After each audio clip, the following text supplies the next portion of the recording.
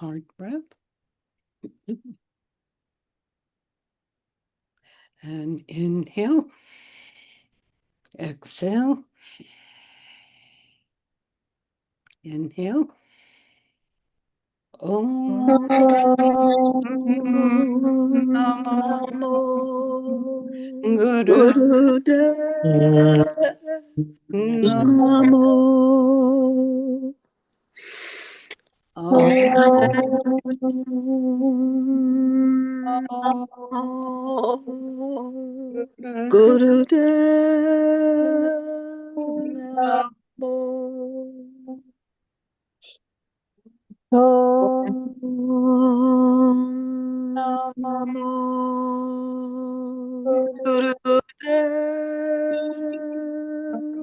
Namo Namo Jagadguru Namo Sadguru Namo Siri Jagadguru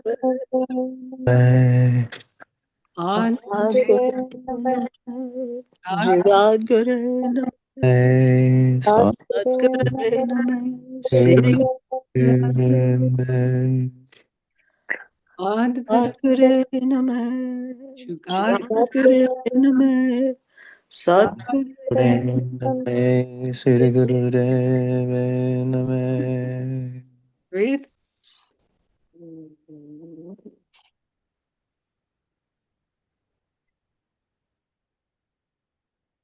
Okay. And continue your breath. And Japa Saraswati, are you? Yes.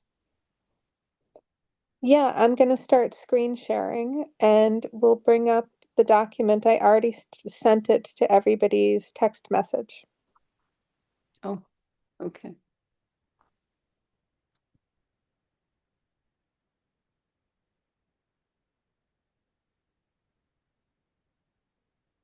Okay, can we see this? Yes, the words are really big. I did it just for you. All Thank right. you. So Edgar Cayce, Trump downfall, so we'll tune in. Message. Dear light workers, Judy, who is the lovely friend for Aagia Pal, who found this wonderful and timely video.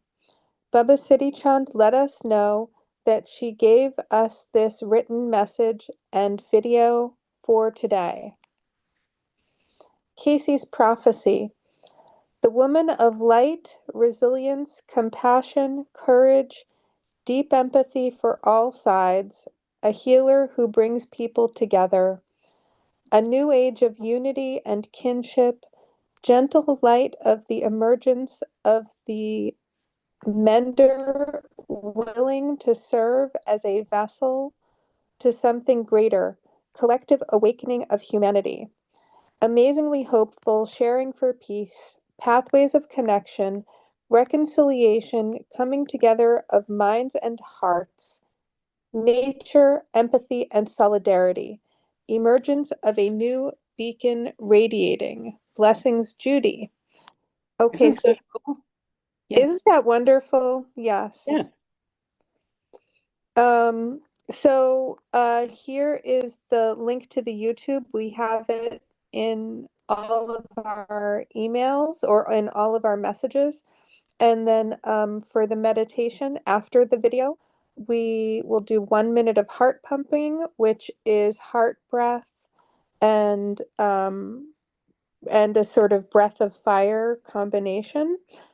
5 minutes of CNR, consciousness, no reality, which is strong heart breath, belly breath, nose inhalation for 6 seconds, nose exhalation for 6 seconds from out of the heart center. Slide from fear, let go from any of your nasty, difficult old stuff, no reality, no thinking, or no everyday self. Only feel, just be, then 2 minutes to become awareness and understand what happened from your everyday self. Use your notes. Lots of love, Siri Gian. Okay. Are Got you ready? Okay. Okay. Any thoughts? Any concerns? You doing well?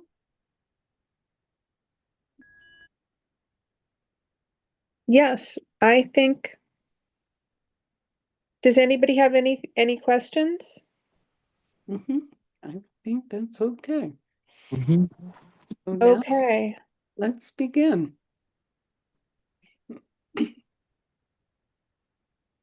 Don't miss out on the unfolding mystery, and consider becoming a channel member to support our mission of uncovering these hidden truths. The calendar marked the year as 1934, a time of uncertainty and transformation, when the world seemed to teeter on the edge of great change. In his quiet Virginia Beach study, Edgar Cayce, known as the Sleeping Prophet, prepared himself for another session. He allowed his consciousness to drift away, entering a profound trance state that would open the door to visions beyond the ordinary. As Cayce slipped deeper into trance, a gentle sea breeze stirred the curtains, filling the room with a sense of anticipation. The air itself seemed to hum with a mysterious energy, as if the unseen world was drawing closer. Gladys Davis, his devoted stenographer, sat nearby, her pencil poised above the paper. She watched intently as Cayce's voice began to shift, his words taking on a tone that was no longer entirely his own. Something otherworldly, as if channeled from a distant realm. Through Cayce's lips came a vision. I perceive a figure before me, the builder of towers. He is a man surrounded by the glow of gold and the flicker of flame, his presence both commanding and enigmatic. This man rises above his peers, constructing his legacy higher and higher, yet the foundation beneath him is nothing but shifting sand, unstable, uncertain, and destined to give way. The only sound in the room was Cayce's slow, deliberate breathing, echoing the tension and gravity of the moment. Gladys barely dared to move, so thick was the atmosphere. This builder will inspire both adoration and contempt. Some will see him as a visionary, while others will view him as a threat.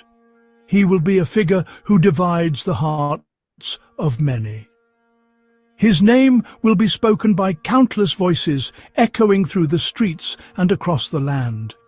He will become a topic of endless debate, his reputation growing larger than the man himself. But when the time of reckoning arrives, his throne, his seat of power, will not be toppled by violence or disease. Instead, it will tremble under the immense weight of truth, as secrets come to light and reality can no longer be denied. Gladys, her curiosity piqued and her voice barely above a whisper, asked, "Who is this man you see?" But Cayce, still deep in trance, offered no direct answer. His silence only deepened the mystery, leaving Gladys and those present to wonder. He wears the crown not of a king, but of a merchant, one who deals in commerce and influence, whose power comes from trade and wealth rather than birthright. He claims to speak for those who have been overlooked and forgotten, yet in his pursuit of material success, he loses sight of the deeper spiritual truths. In time, the people, those he once claimed to represent, will rise up, not out of hatred, but as a result of the natural law of karma. He will be called to answer for his actions, facing a judgment that he himself has brought about. As Cayce's words grew heavier, the room seemed to darken, the shadows deepening as if reflecting the gravity of his prophecy. And when the builder finally falls, another will take his place. This new figure will not be adorned in gold, but will be as solid and enduring as stone, quiet, steadfast and unassuming on the outside, yet radiating a hidden inner light that will guide the way forward.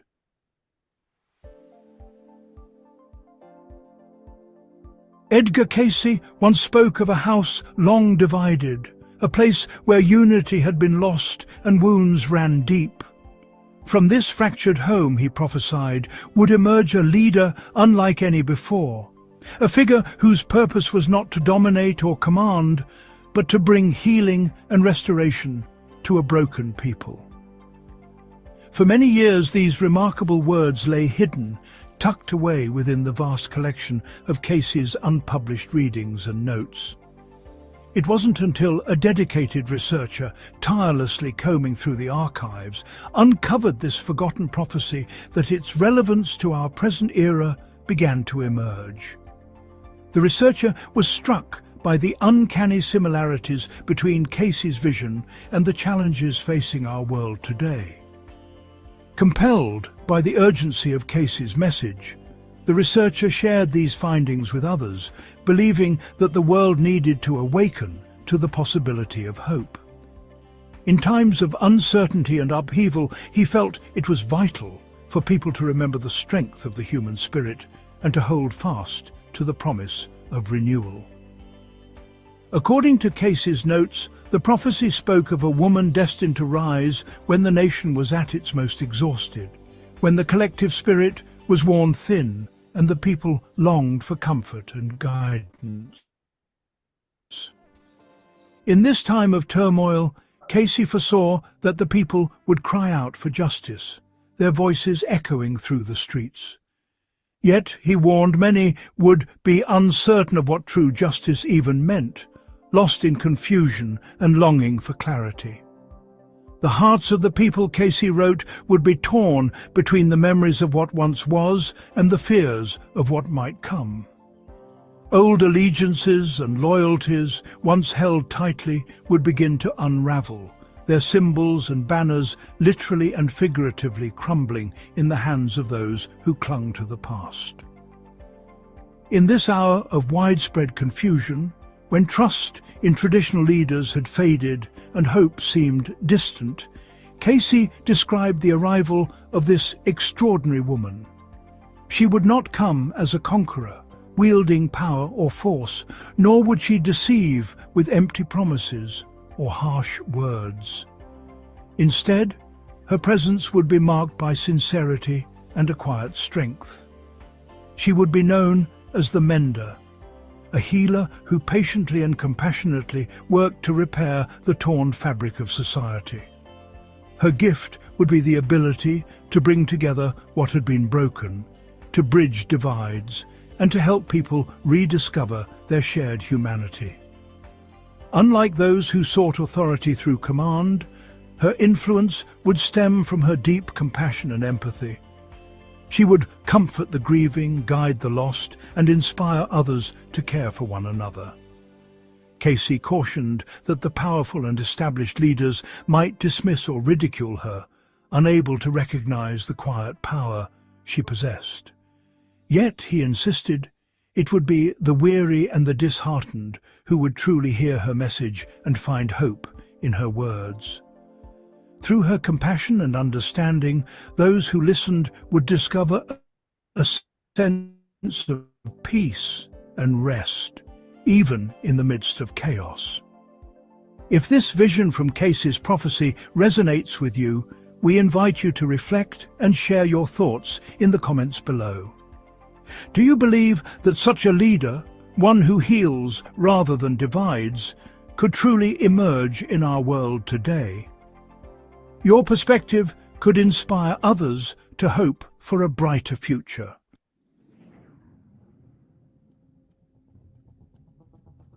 Long before the dawn of her ascent, Edgar Cayce envisioned a time marked by profound unrest and upheaval, a chapter in history he called the Age of Reckoning. According to Cayce, before the emergence of a new leader, the world would be shaken to its core, not only by physical disturbances, but by a deep collective stirring of the human conscience. The very ground beneath our feet would seem unstable, yet the true trembling would be felt within the hearts and minds of people everywhere. Structures built on pride and hubris, the towers that once symbolized human achievement would begin to fracture and fall. Those who placed their faith in material wealth would watch as their riches faded away, their gold and treasures reduced to nothing but dust and memory. In this era of confusion, society itself would become fragmented. People would fill the streets, their voices raised in passionate debate, each person convinced that their own perspective was the only one that mattered. Amidst the noise, many would find themselves isolated, wandering through a fog of uncertainty and doubt. Even families would not be spared, as brother would turn against brother, and old bonds would be tested by suspicion and anger. The proclamations of leaders, once powerful and inspiring, would lose their meaning, echoing through empty halls, heard by few and believed by even fewer. Cayce described a world where the sky would be alive with fire and thunder, a time when technology would allow people to communicate instantly, speaking through flashes of lightning and waves of energy. Yet, despite this unprecedented connection, humanity would struggle to hear the quiet voice of the spirit within, lost amid the noise and spectacle. Nature itself would reflect the sorrow of this age. Rivers would overflow, swollen with the tears of a grieving world, and the earth would seem to weep beneath the weight of human cruelty and neglect. The storms outside would mirror the storms within. In their desperation, many would turn to charismatic figures and self-proclaimed prophets, seeking answers and comfort. Yet, Cayce warned, true wisdom would not be found in the loudest voices or the brightest lights. Instead, truth would retreat into the shadows, waiting patiently for those willing to search their own hearts and question their own motives. Out of the silence and confusion, a gentle whisper would begin to rise, a voice not seeking power or recognition, but guided by a sense of purpose. This quiet presence would move among the crowds, almost unnoticed, yet carrying the seeds of transformation. The beginnings of renewal would not be found in grand palaces or centres of authority. Instead, they would emerge quietly in the most humble of places, in the fields where farmers toil, in the empty classrooms where teachers prepare, and in the gentle touch of healers tending to the suffering. The true rebirth of the world, Cayce believed, would take root not among the powerful, but within the souls of ordinary people. Those who live simply, who pray quietly, and who nurture hope like seeds planted in fertile ground.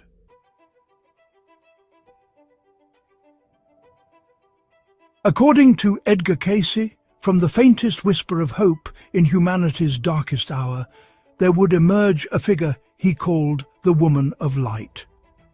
She would not be born into comfort or luxury, but would instead rise from hardship and adversity, her character forged in the fires of struggle. The pain and suffering of her people would be etched upon her, visible in the scars she bore. These would become her crown, a symbol of her resilience and compassion. She would be intimately acquainted with sorrow,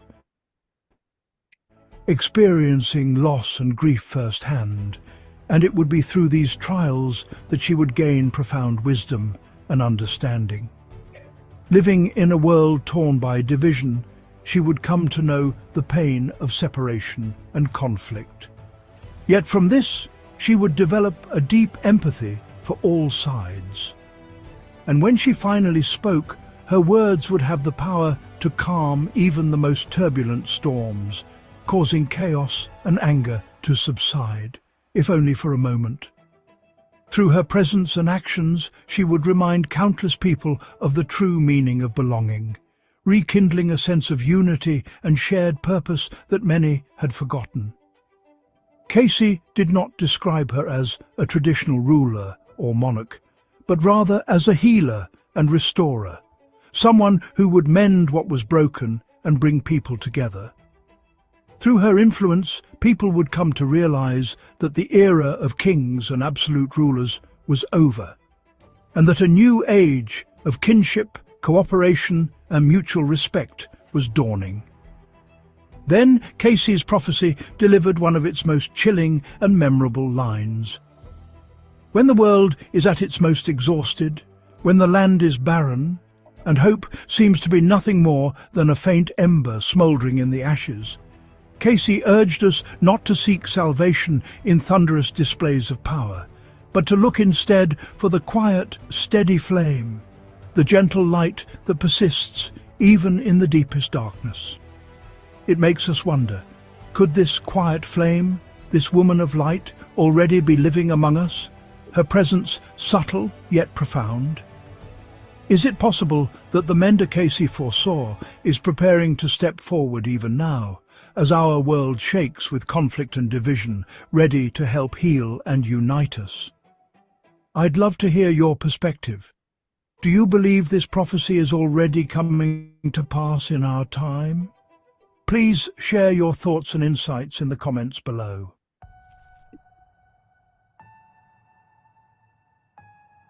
Edgar Cayce described the era that would follow the emergence of the mender as a profound and transformative period he called the Age of Renewal. A time unlike any that had come before, marked by deep healing and collective awakening. According to Cayce, when the mender finally steps into her destined role, the darkness that had long enveloped the world would begin to dissipate. The heavy shadow that once seemed immovable would slowly lift, allowing hope and clarity to return to the hearts of many. Humanity, he said, would experience a collective awakening, as if rousing from a deep and exhausting slumber. Though their eyes might still carry the fatigue of past struggles, they would now see the world with a renewed sense of purpose and understanding.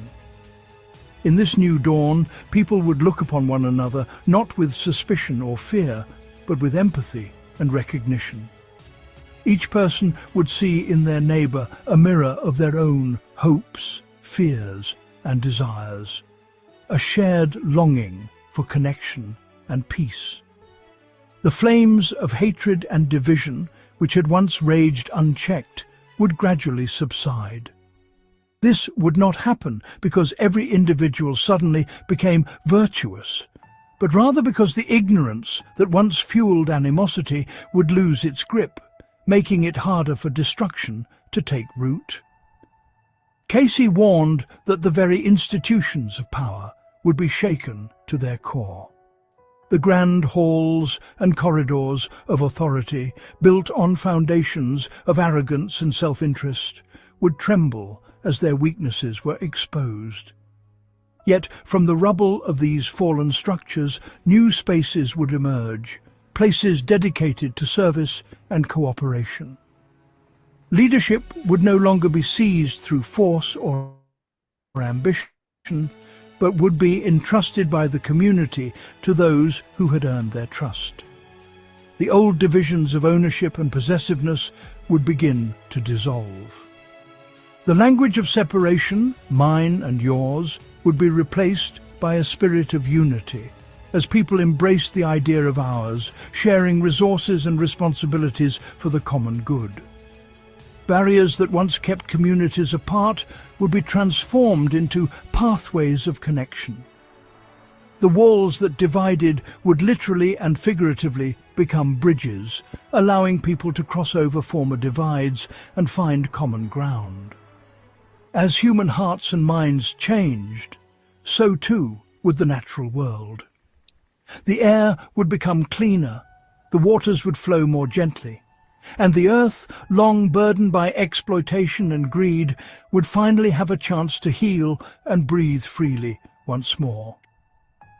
In this renewed world, children would grow up speaking of unity and togetherness not as distant ideals, but as living memories. Truths they experienced every day, reborn in their laughter and play.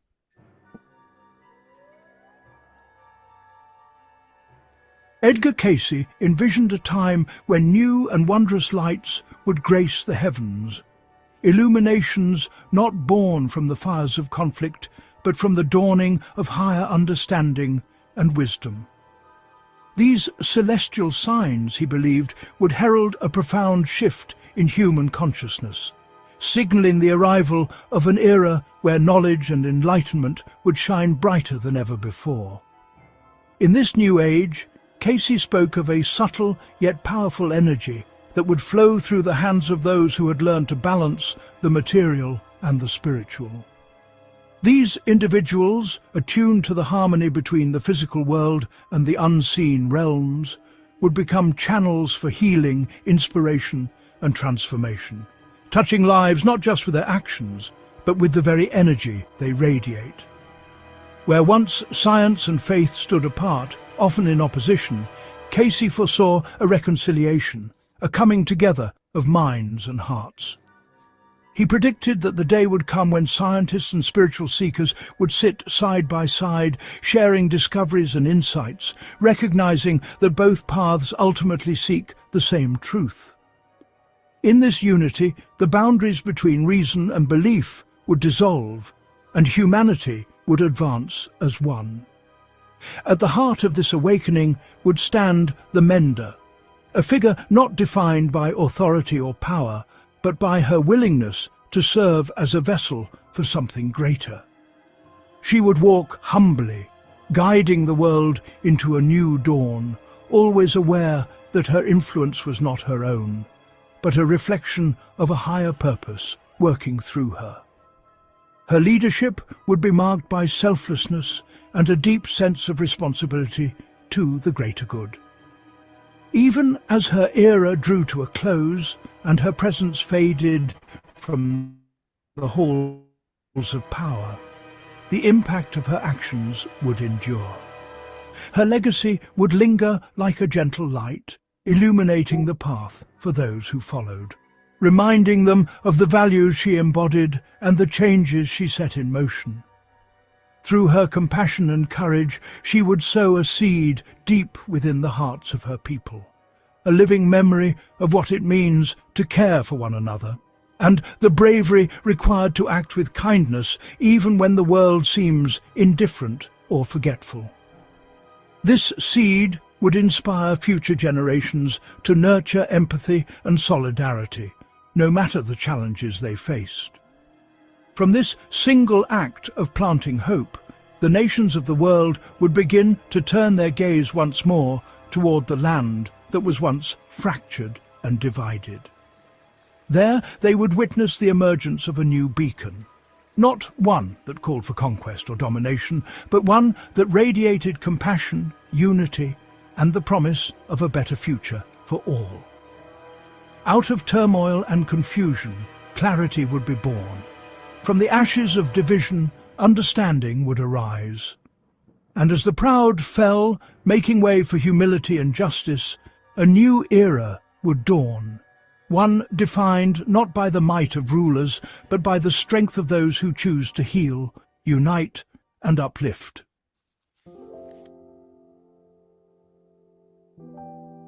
Edgar Cayce's vision serves as a profound reminder that the essence of humanity is not bound by time or circumstance, but is instead an eternal force that endures through every age. In his prophecies, he spoke of the builder who once stood tall only to eventually fall, and of the mender who quietly rose to heal what was broken. Through both the builder and the mender, Cayce believed, the divine presence was always at work, subtle, unseen, yet ever present, interlacing the end of one era with the beginning of another, as if weaving a single unbroken thread that connects all of human history. According to Cayce, the so-called Age of Renewal is not simply a period marked on a calendar, but a profound turning point in the human spirit. This transformation begins not with grand events, but in the quiet moment when just one heart chooses the path of peace instead of clinging to pride. every ascent to greatness and every inevitable decline, every moment of victory and every tear shed in defeat were never truly about the pursuit of power or the possession of thrones, but rather about the ongoing evolution and growth of the human soul, each experience shaping us, teaching us, and guiding us toward greater understanding. The builder, in Cayce's narrative, demonstrated how far human ambition and vision can reach, how we can strive to create, to innovate, and to leave our mark upon the world. Yet he also showed us the delicate nature of pride, and how easily it can be shattered, leaving behind only the remnants of what once was. The mender, on the other hand, teaches that real strength is not found in domination or conquest, but in the gentle act of restoration, of healing what has been broken and nurturing new beginnings from the ashes of the old. Together, the stories of the builder and the mender reveal two essential halves of a single, timeless lesson. That destruction and creation, when united by wisdom and compassion, become the very foundation for renewal and the ongoing journey of the human spirit.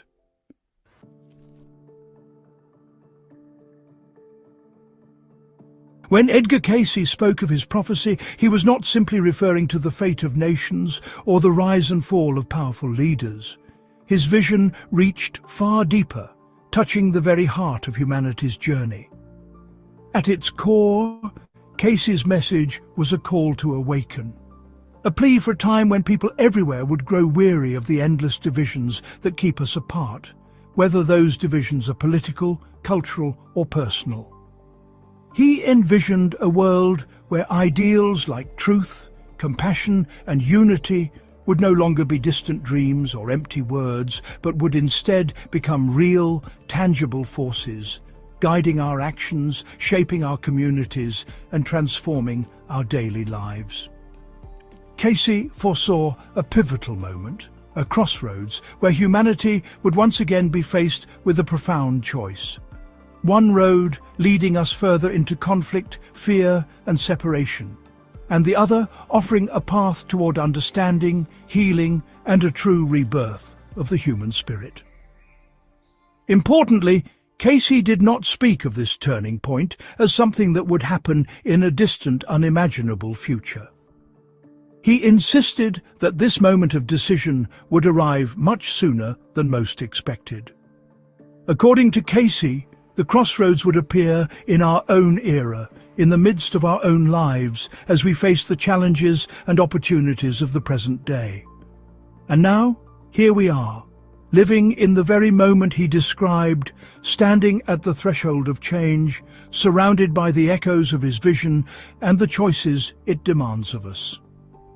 The real question we must ask ourselves is not whether Cayce's prophecy has come to pass, but rather, what role will each of us choose to play as this prophecy unfolds? Will we step forward as active participants in shaping our collective future? Will we, like the mender in Cayce's stories, help to rebuild our world with empathy, humility, and the courage to heal what has been broken? Or will we repeat the mistakes of the past, reconstructing the same towers of pride and division, only to watch them crumble once more under the weight of our own hubris? Cayce's final warning was clear. The responsibility for our future does not rest with kings, presidents, or any single authority. Instead, it belongs to each and every soul, to all of us together at this crossroads of now.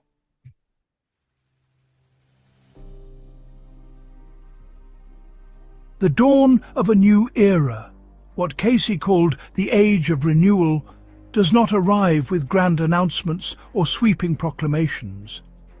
Instead, it quietly takes root in the stillness, in the gentle hush before the world awakens, in the sacred instant when a single heart chooses compassion over resentment and dares to offer love where once only bitterness and division resided.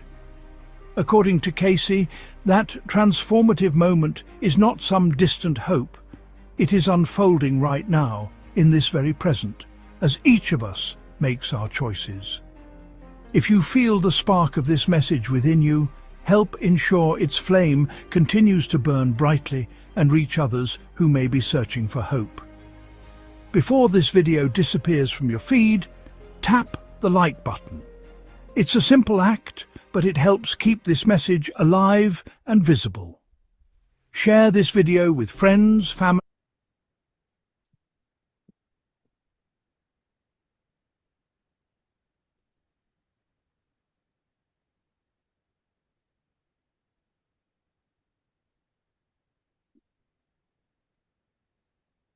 Do you want to start the heart pumping? Oh, yes. Yes, please. Okay. Oh, and you know that this is the time we saw the eclipse for the end of Kali Yuga and the beginning of the Aquarian. And it's also the beginning for the, what do you say, for the revelation or apocalypse.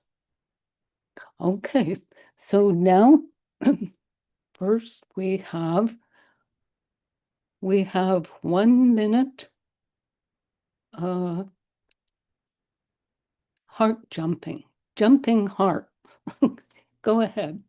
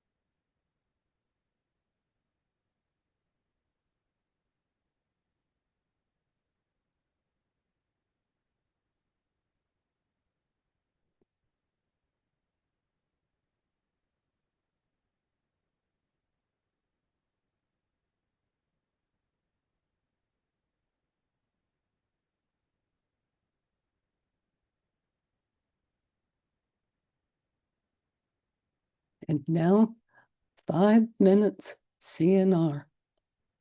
Continue.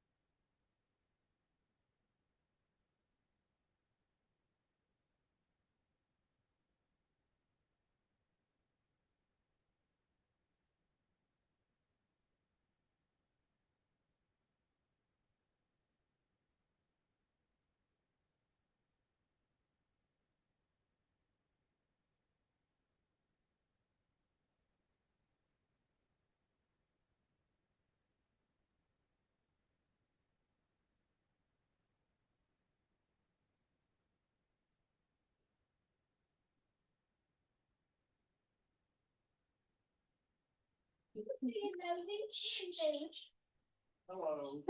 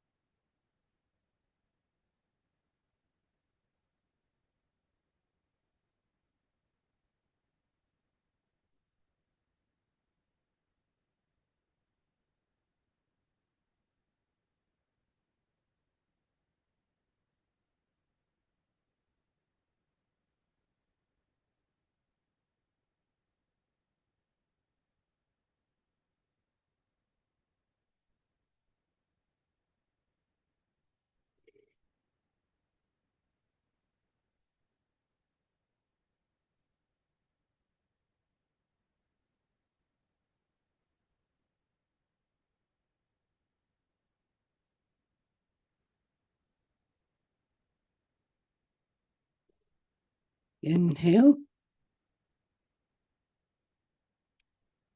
And exhale.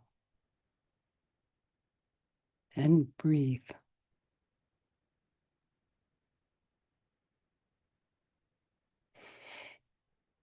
And now listen for your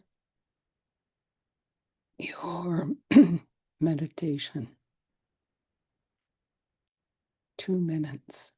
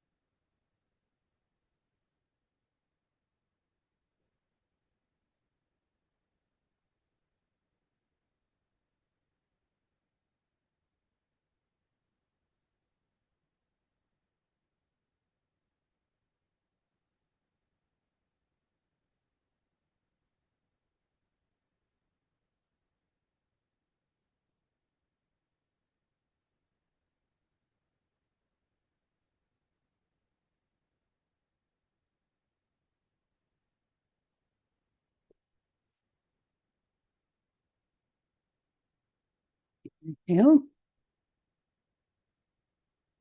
Exhale. And breathe.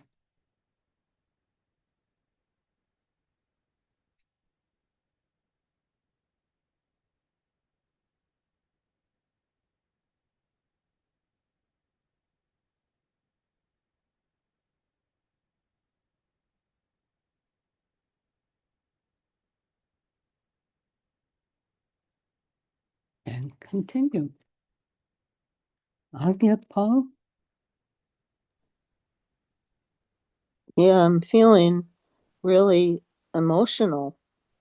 Oh. It feels like resentments are melting, and the tears are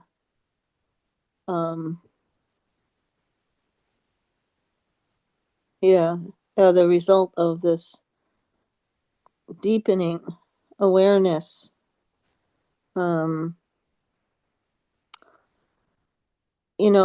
think it's all about which wolf I'm going to feed, and I've been feeding. I want to start feeding, compassion and non-judgment and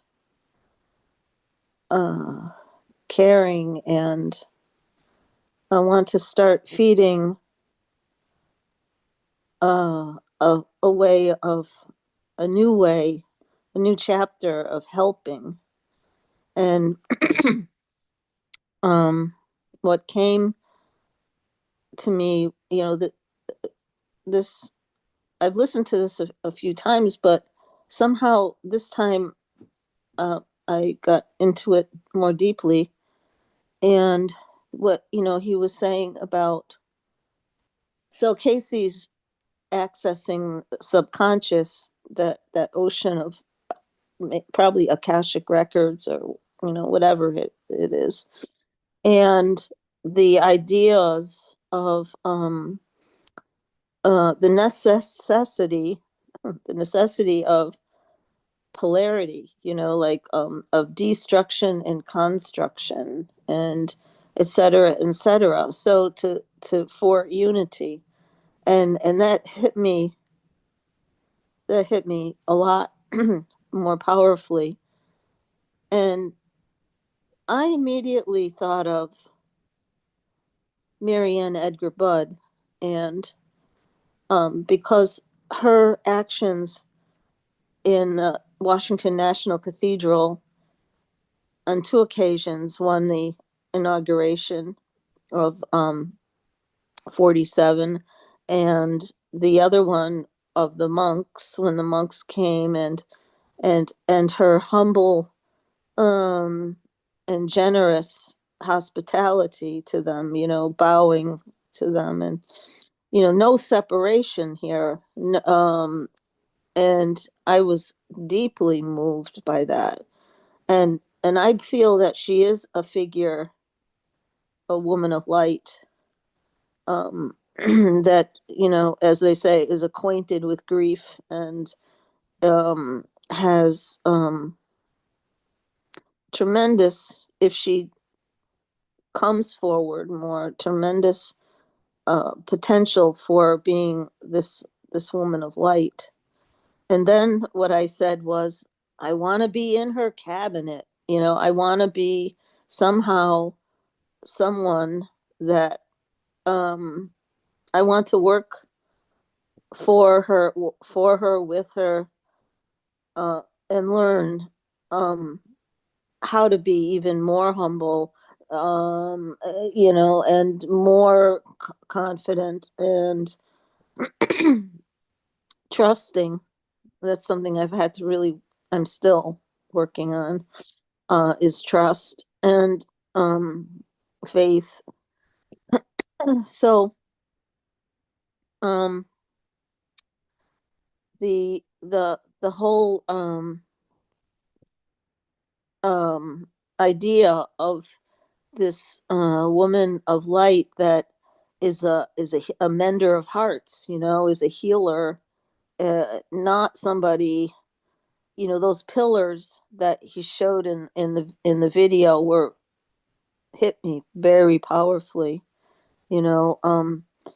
so not the power that we're typically we've and been entranced with. This is a totally different power, stronger than any other power that she, somebody like Marianne Edgar Budd can tune into, and has tuned into, I believe. And the words she said to 47, which really incited him, was the word mercy. And she asked that he have mercy for the people who had been injured, and people who had injustice wielded upon them. And that just set him off. So No, wait a minute. For where? this was in the inauguration. Yes, right.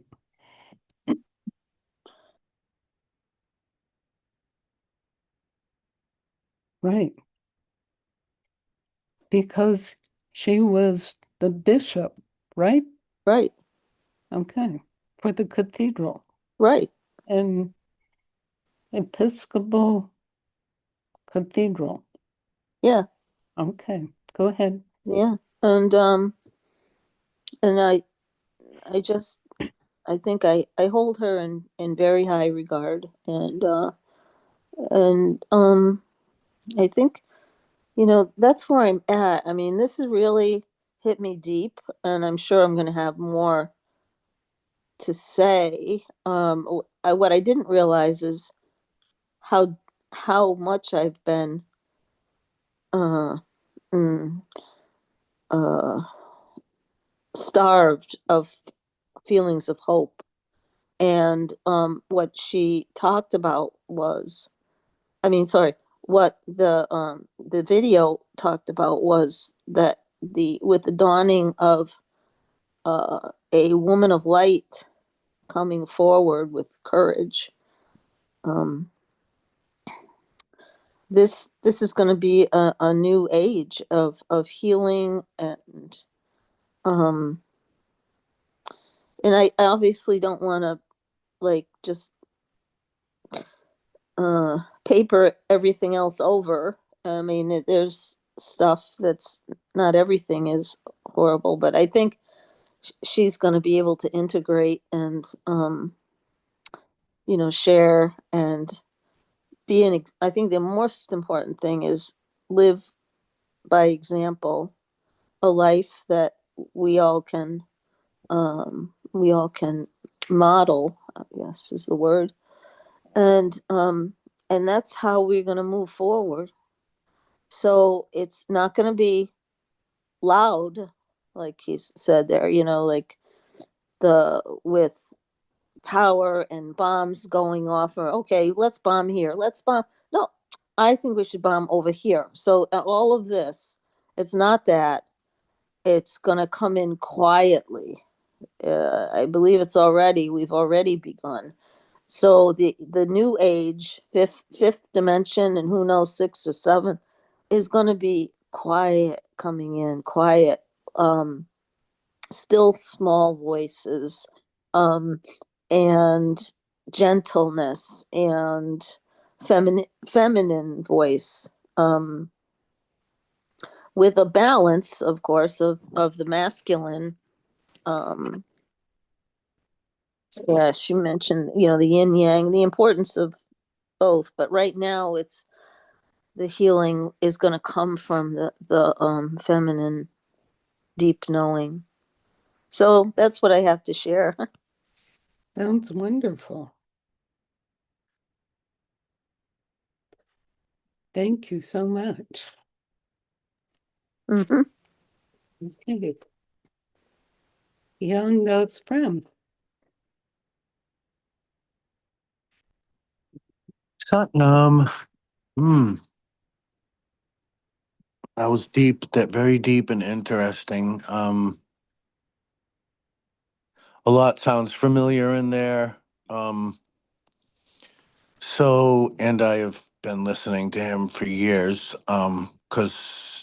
because of Kentucky, because I like Kentucky, and that's where he was born, I guess. And anyway, I was meditating at a place where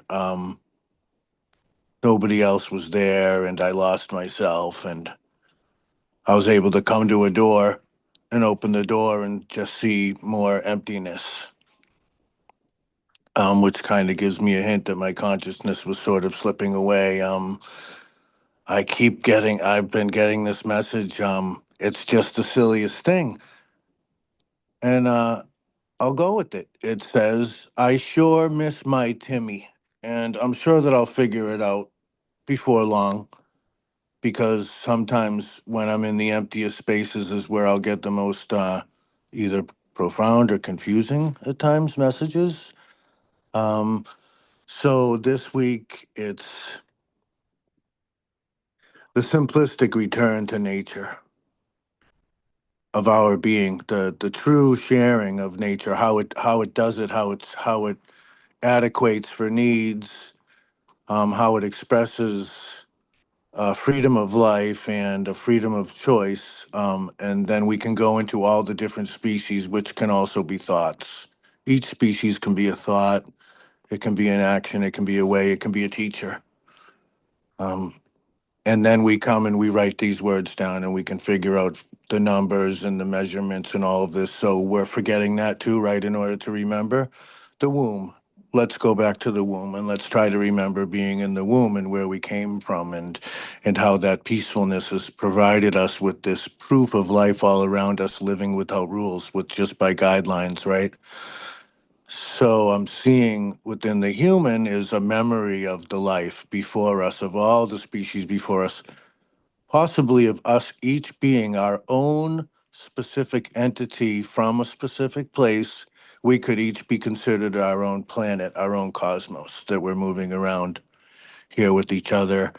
And then we can just sort of realize how much do we know if we take credentials into our graphing, into our figuring out where we've been, where we're going to, how we are.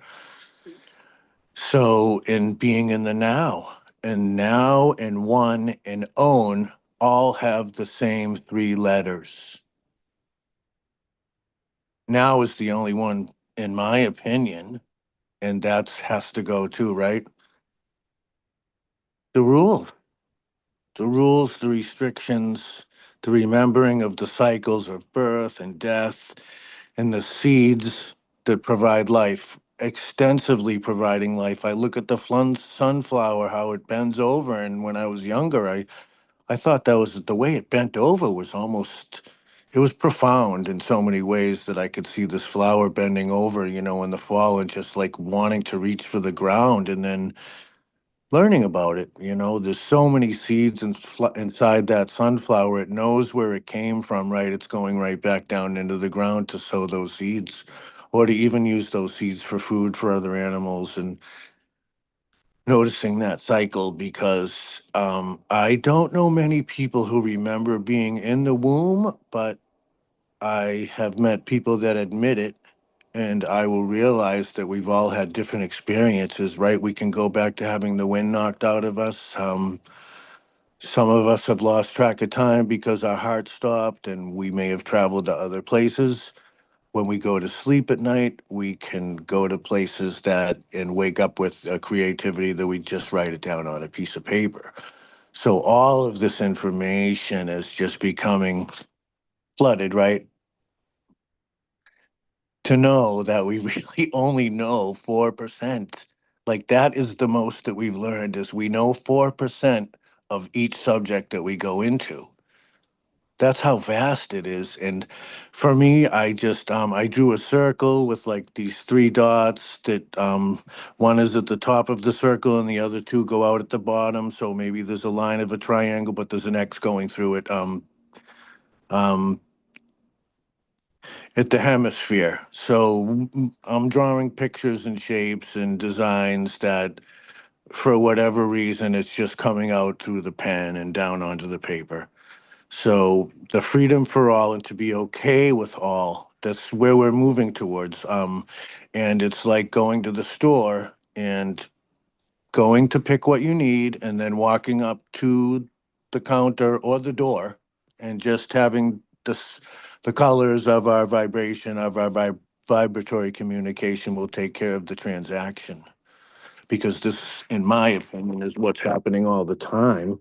And to be okay with all of that, for the freedom of all, for all, through all times, as the matter of creation. And the moving rays of light are coming through the body from the sun, right? So the sun has so many different types of rays coming down. We can only see so much of it. We feel, we have this way among us to grow with the sun and all of these other species here that are with us in this vast preparation for moving beyond the ownership, the ego, the protectionism, and moving into caring, like awakening to this preformed memory that's there before our birth, and remembering the cycles of living for life and the forms that they all speak freely, that we're part of this exchange. And we're sort of stepping into rebellion is the word that I really picked up, and that we, within our rebellion, we're noticing something that is no longer needed within us, and we're coming to an admittance of that particular thing. It could be our health, it could be our thoughts, so many different things. And the two biggest words are change and heal. Mm. Yeah, because for all this to make it real is it's just so beautiful for us to have all of this creative ability and to realize that we're all becoming this sort of equal way, right? That the exchange, when we come to that place where we can say, okay, what is it that creates me and what is it that supports me is physically within my needs and my aspirations of being a life, right? Of creating this way of, wow, hey, I think I know everything. What's it like to be in the womb? Um, so if we can come to that sort of noticing that life was given to us freely so that there's more freedom for us to share with each other, um, and that can become a way for us to actually become healthier when we share all of these, these light machines that we have, whether it's a microscope or whether it's a scanning machine that can tell me, okay, you have this type of inside of you, you need to take, do this and this for that correction, right? And for me, I can just go back to the simple mantra of ma, just ma, and come into that. And it's just so powerful for me. It was the first mantra that I learned. And,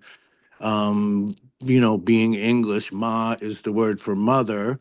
And then learning it's also ma also means rebirth, creation, like the way through that, like remembering. So, and a lot of times we don't get to remember until we're leaving our bodies, and then we don't want to come back. My personal experience is just an experience, just like when you get the wind knocked out of you, you want that air back because it's taken away. It's a physical thing that actually happens. And it happened to me more than once because I played hockey and I climbed, so I fell down, and we get that feeling of we're physically praying. Our body is physically praying for that airway to open back up again, for us to have that help from nature coming back to us. Whereas if we swallowed a bunch of stuff, we're going to need to have somebody come and clear that airway, right? This other way is us, it's seeing that void in real time, and I'm not saying that everyone has to go do it, but we're facing it in different ways all the time, right? With this physical body. So being in that admittance to come into that, like noticing the pain that we did and sort of the rebellion word, yeah. And it's just bringing in that noticing for ourselves what we may have done to come to that freedom, because there's sort of a freedom when we notice that rebellion, what we've done. We've shaken things up, and things will fall, and we may be able to see what has fallen that no longer serves us, and then we can come back to that and sort of notice all of this life around us for the Waheguru. And that's for me is, just clearing and trying to get rid of, or actually releasing these toxins from my body, from all of the, these machines that we have working around us. Some that we're learning, we can find other ways that won't pollute the earth as much and won't pollute our bodies as much, because that for me is the most important thing now, is the air that we're breathing and the machines that we're allowing to breathe within that. So we need to notice the pollution within our bodies and within our minds. And then when each individual can do that slight change within themselves, then we're opening the rules to become, for everybody, for equal sharing and Waheguru. Because let's face it, it's sort of, we're thanking our ancestors for all the pain that they've gone through, but we're also given, signs of what that pain is in our own physical body. And this is where we are now, I believe, is just working beyond this, the physical pains of sharing, of caring, and letting all be equal. Because my opinion is that we all are equal, and that, this person over here can, maybe not like to talk to people, but can do math that I could, would take me 20 to 50 years to learn, probably the first part of what they already know, and they can just sort of put it out there, right? Um, so limiting that way of restricting, I guess, yeah. So, and coming back into that freedom of noticing. So maybe I will remember the womb next time I leave, or maybe the womb is that part when we get there that we're like, wow, this is just so amazing, right? So yeah, the gift from the womb for us to change is something that it can come to us like our subconscious, and then it can work its way out to our walking and our being and our actions. Thank you so much for this opportunity and for all the writing and the materials that I've been, given to and opened up to within the algorithm, right, of our light being energy extending its way out and accepting its way from above, that it allows all of this life on this beautiful planet to happen. Thank you so much. Wahigudu, Wahigudu. Thank you so much. Thank you all. Yes. Okay. And now, Huddy Mender.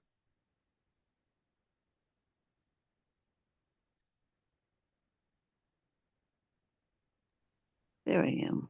Okay. This was wonderful.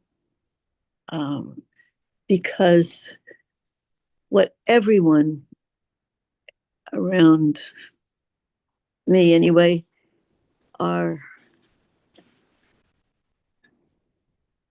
having a hard time believing in or grasping for hope.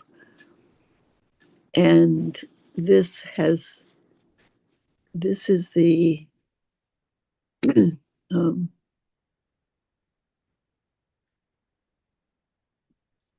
the video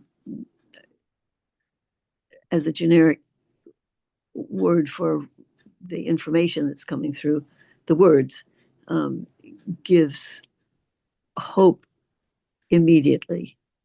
And so it's going to be very exciting to pass this information on to other people. I was scrolling back for a couple of times ago, maybe just maybe just a few days ago. On Saturday, it was posted on our page about Heather Ensworth, and I haven't listened to that yet. But that is all about the Kali Yuga and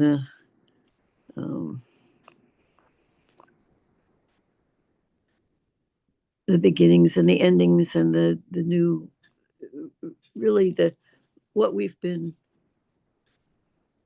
told about, which is the coming of the Aquarian age, and we thought we knew when it was, but all of it has actually just been the overlap between the Kali Yuga and the Aquarian. I don't know what to call it, actually. Is it the Aquarian Yuga? There must be another It term. was Kali Yuga. That means the dark age. Right. What is the new age called? Aquarian age. But I'm thinking that maybe in India they have a different a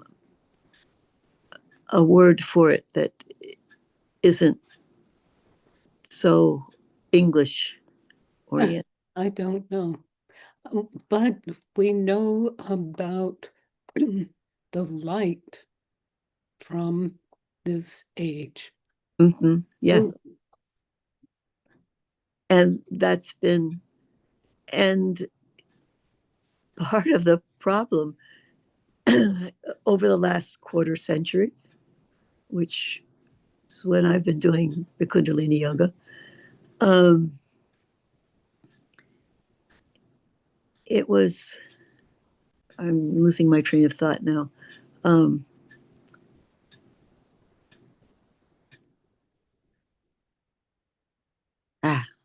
I had a cool relationship thing to say, but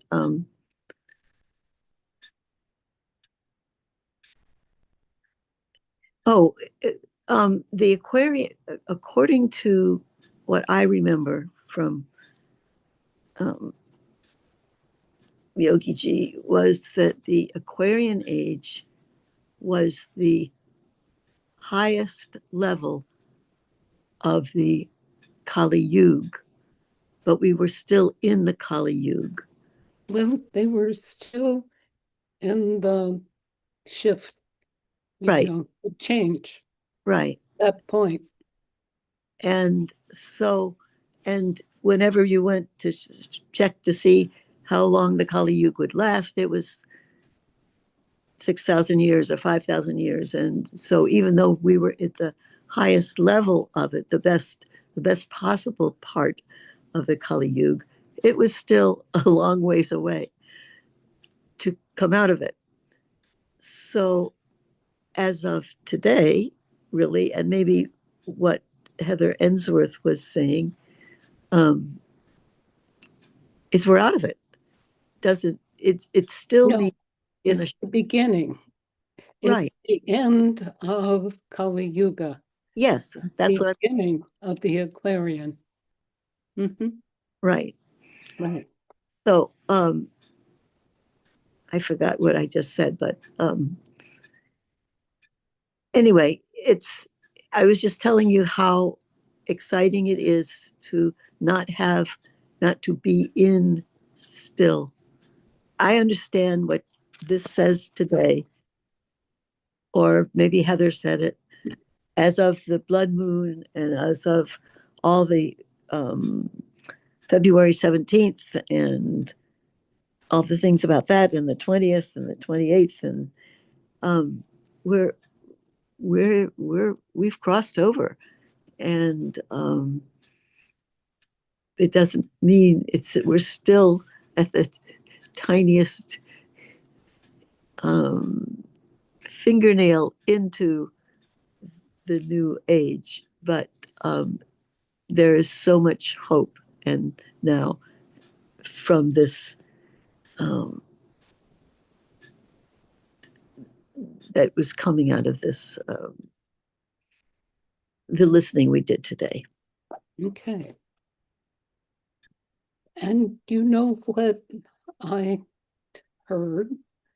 This is the time, because with the beginning of the true Aquarian time, this means these are the times for cleaning crap of all ways of karmas, our own, for our ancestors, for our lands, and all those indigenous, it's karmas. Okay, and these are the times of cleansing, of healing, and that's why everything is really difficult. And that's why we have found about all of that, because we need to clear karmas of all of that so that we can finally move to the clear energetic reality, the new reality, the true reality. Did you understand that? Oh yes. Okay. No, Good. I and the problem, I've been listening to different things the last week or so, and all of them I get to the video or the message the day of, where one was supposed to have been preparing for days or weeks prior. And the blood moon, for example, yesterday, when I finally listened to one of these change uh, video things, they're saying, "Oh well, you should have been preparing. You've not that you've come too late, but the message was for 3 or 4 days earlier, not on the day of the um, uh, the eclipse." And so, and all of them have been saying, this is the time you've had to clear out your own stuff. You got it. And But And It's that's what happens with Trump and all of his fellows and all of us. It's all coming together yeah, because because the blood moon also says the revelation, and which means apocalypse. Do you remember that about apocalypse? no, I've never figured out apocalypse, and I've never paid much attention to it because it doesn't. It doesn't resound to me. So explain what the apocalypse is supposed to be. Does somebody else understand that? Can you talk about that? The word apocalypse means revelation in Greek. I see. And what happens? From the Bible, it has been it can be very, very terrible. Do you remember we saw the video for the fifth world for the Hopi prophecy? And you saw how terrible that was. That's what's going to happen. On the one side, and then the other side, this is the tremendous hope that we're talking about with a woman of light. Do you understand that? Well, I would rather put my attention on the hope and the what's we all know, and we're living through the horrible stuff. and And more, lots and lots of more. yes, but I don't want to go around saying to people, oh, we're going to have to live through this and we're going to have to live through that. I want to plant the seed. Oh, that's good. Because we're already experiencing the horror and the outrageousness. So we're living through that. We don't need a prophecy. We're going to have to live through more of that. What we need is what was said today, that and the reason why I have liked to go on and listen to occasionally the um, psychic mediums on YouTube, because they each take what's happening in the world, but they give a positive spin on it, a hopeful spin, but they will get their karma and something will happen with them, and look forward to August because there'll be a big change. I mean, that's what we need to be full of. And so I don't want to talk about the apocalypse and the horrible things that are still going to come, and the Third World War, which I believe we just entered into. But what's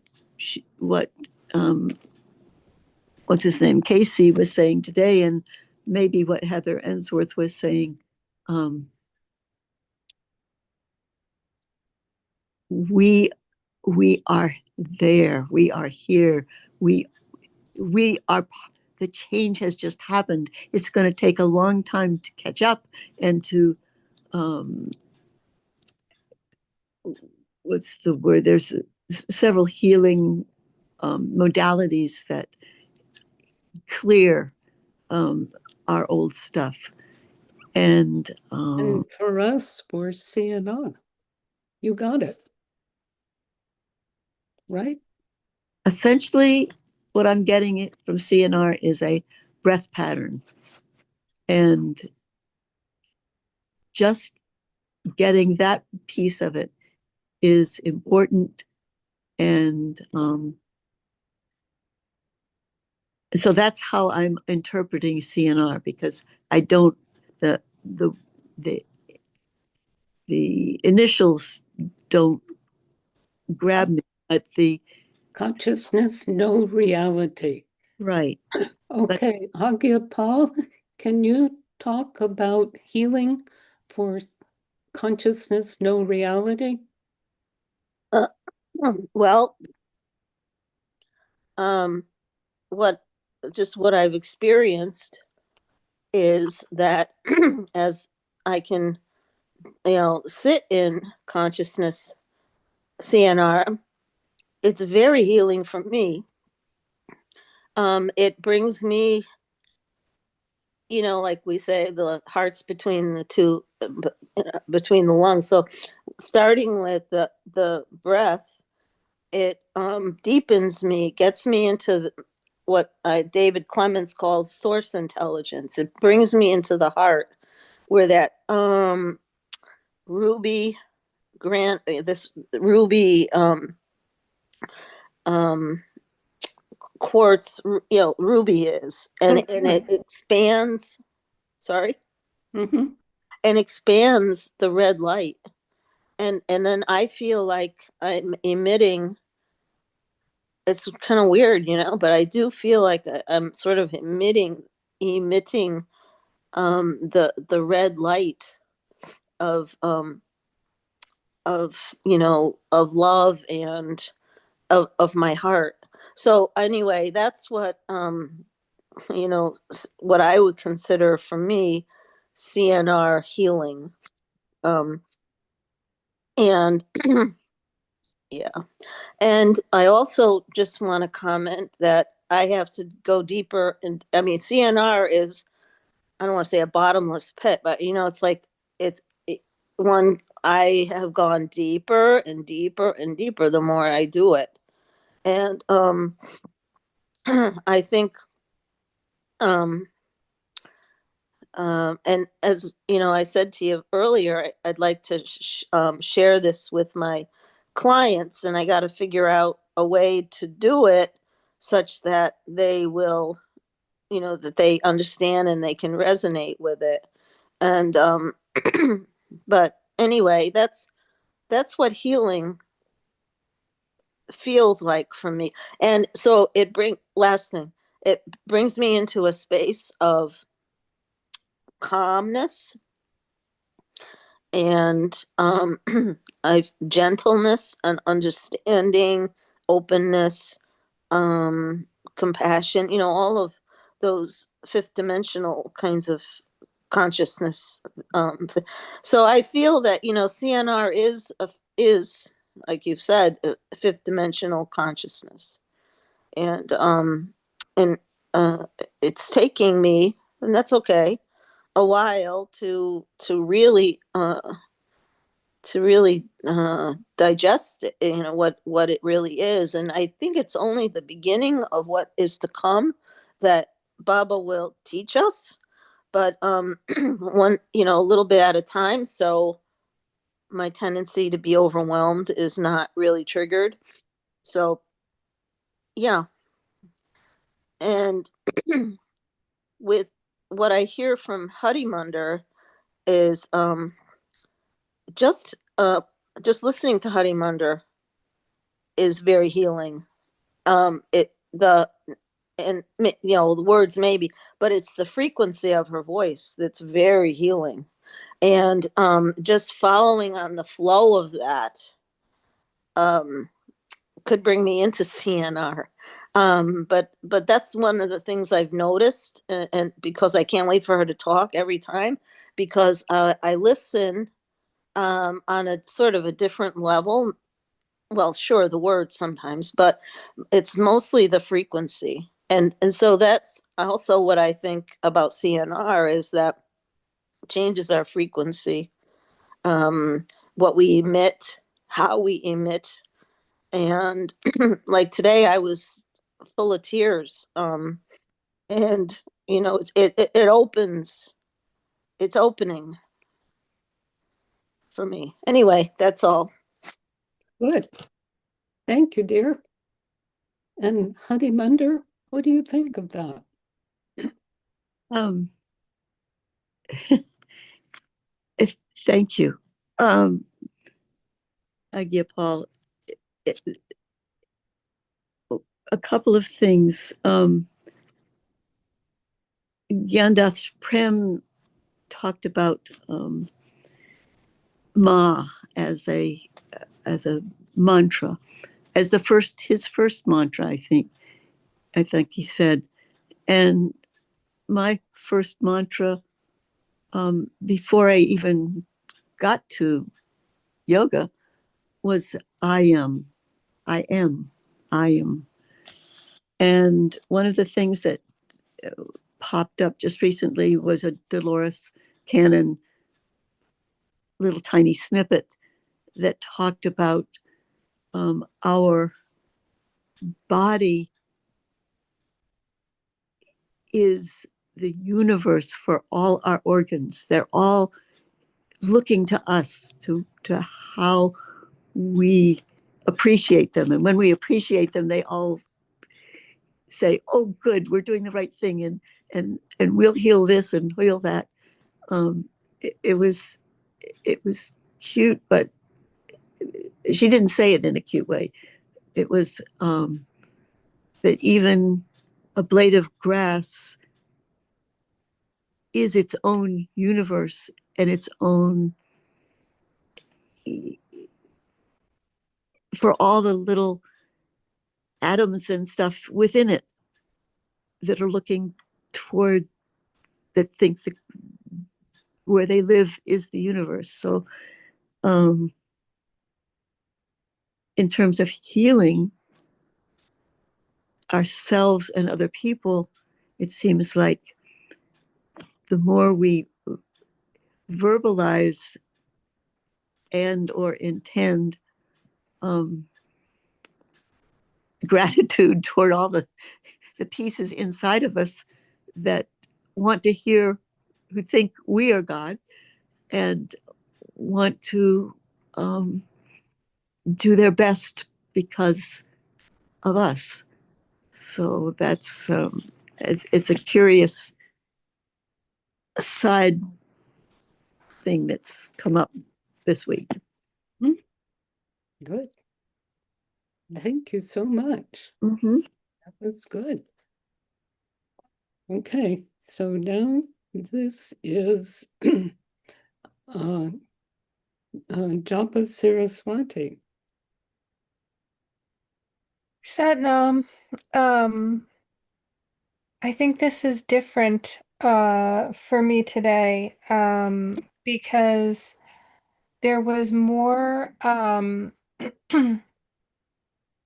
as soon as it was time for the notes, everyday self just came flooding in, and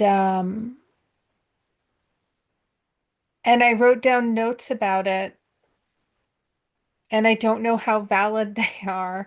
So here they go, because what I was feeling during the video talking about the healer, about this idealized woman, was so conflicted because she was put in the hero's position or the heroine's position.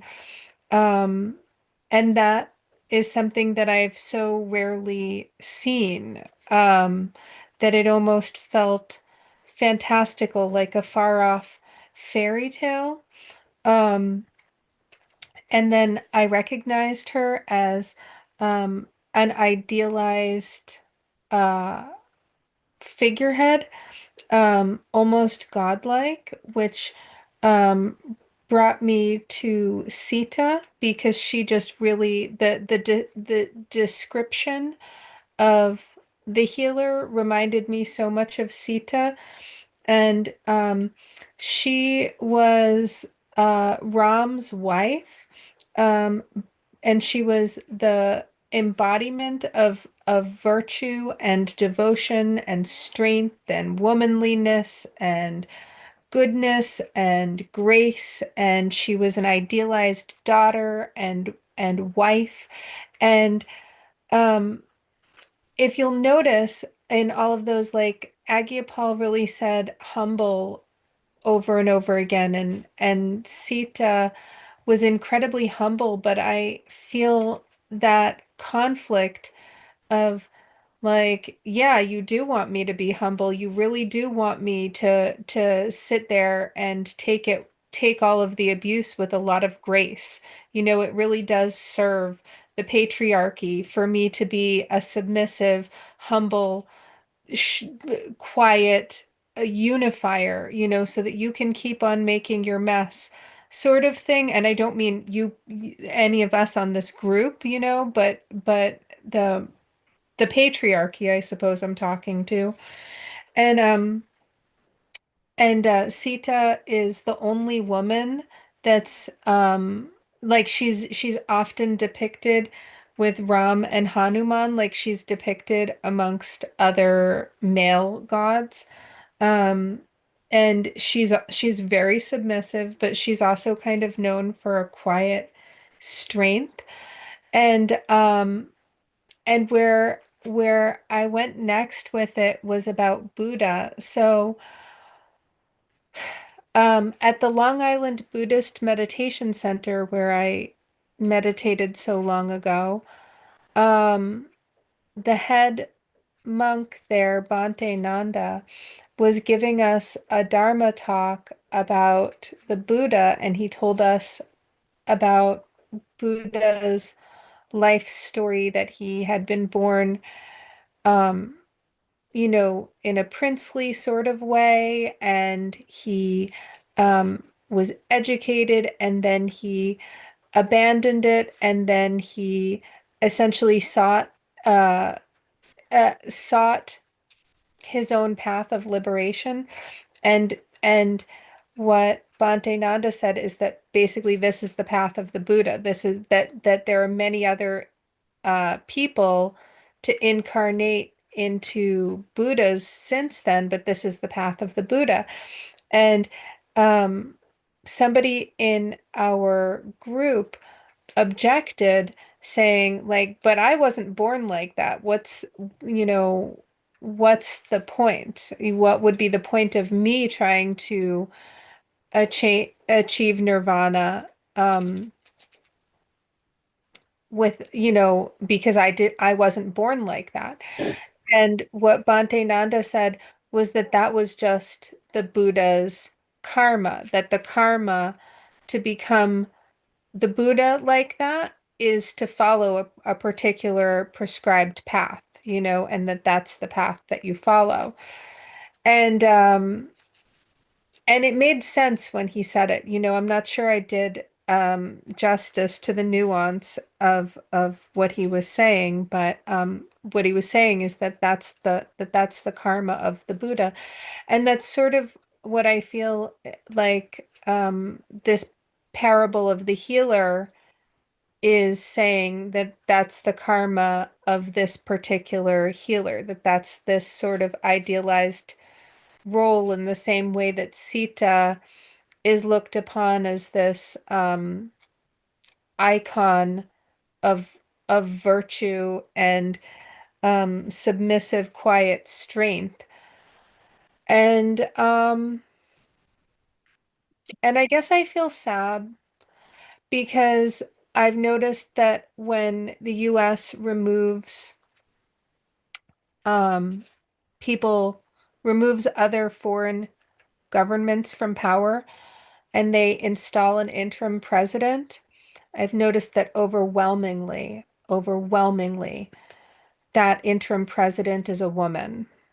And they've done it to, I feel, to thumb their nose at the people that they're taking out of power. And and uh and I feel gross about it. And I don't feel good. So anyway, that's my share today. I'm out of sorts, and I'm sorry, guys. I mean, found the video edifying, but this is my lament of the moon right now. Okay. Thank you. Thanks, guys. Okay. Now, a few things I would like to talk to you. Mm-hmm. One, the first is about transformation for the Aquarian. That is because each of us, to change our own frequency, our own healing.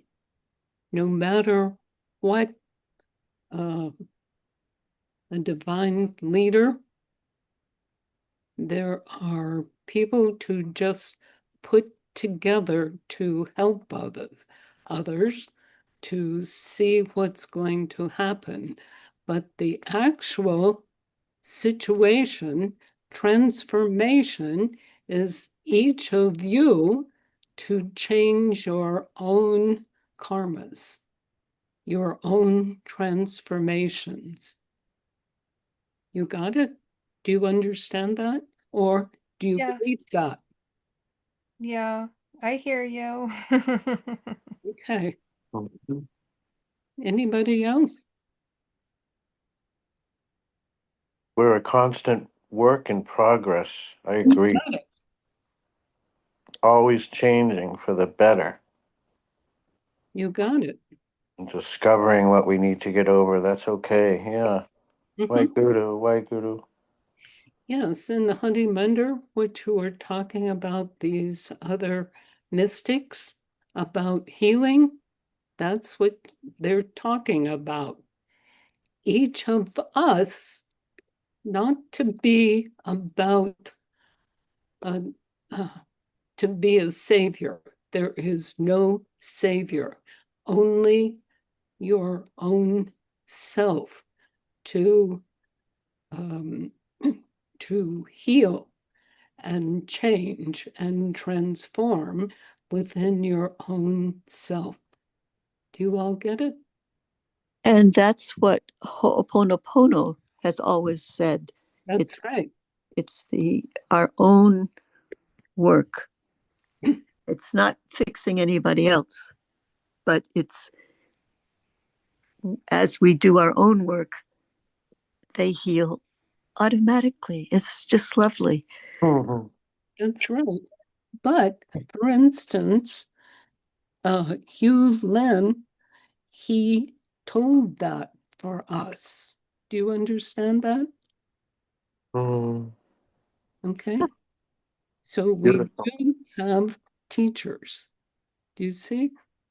Mm, And Okay. So, And, what did you what, just say about teachers? mm. huh? What did you just say about teachers? I said about Hugh Lin. Do you remember him? He, Yes. he's the one who began with, uh, say that again? Ho'oponopono. Yes, that's right. And that's the teacher and the pathway. And the Buddha as well, saying that. And also Jesus said that. And also this wonderful Episcopal bishop, all of everyone, and all the mystics that you were talking about. We have wonderful teachers, but they are not the savior, because your own, including ETs, that is not your savior, because you are only about your own self to heal from your karmas and change you to be transformation for humanity. Do you understand that? Mm-hmm. yes. And it took me a long time to realize that I didn't need to know what my karmas were. Mm. I I used to spend a lot of, oh geez, what am I supposed to be healing here? And then as I did Ho'oponopono and stuff and like that, I realized that I don't need to know what my karmas are. I just need to move into that space of healing and then allow that to happen. Um, you know, by divinity. Mm-hmm. There you go. right? I guess I don't need to know what they are. Right, because when you have some kind of difficult with emotion Yeah, or annoying yeah. or whatever, those are packets of energy. Do you Hmm. understand what I'm saying? Injury, packets of injury. Yes. Wow. And emotion, all of that. Because healing means to let go of those energetic packets. That's what healing is about. Yep. Good. You got it? Yeah. Thank Good. you. And that's what happens with CNR. And we have also found many other people, and we have seen them from Dr. Dave Clement, from Pam, what's her name? Gregory. Yeah, and for Dolores Cannon and others. Oh, and Lee Harris. It's all about energy from your heart. And it's called coherent light from your heart. And that is purely love. That's it. You got it? Mhm.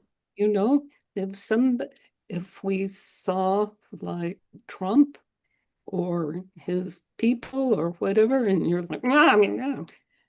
Love, always continue with CNR, pure love, and that moves fear from CNR. See that? Do you all hear that? Beautiful. Okay, good. Isn't this amazing? This is a wonderful time. Okay. Okay. So, oh, wait a minute. So, Aagia Pal, would you sing our song? Sure. Okay, so let's settle into our heart center. Breathe in and exhale slowly. And inhale to begin. May the long time sun Sunshine on you. you. All love surround you. And the pure light within you guide your way on. Guide your way on. Guide your way on. Inhale. Sa na. And love, love, love, all of you. God bless you, and see you next week. Oh, and I'm going to send you for your students, your healees, for understanding consciousness, no reality. Okay. Thank you. Okay. Oh, and and if you find other people who are interested, great. Continue. Thank you so much. Kudu. Thanks, everybody. Have a great week. Everyone, Thank you. Thank you for your Bye-bye. beautiful voices. Thank you. You too.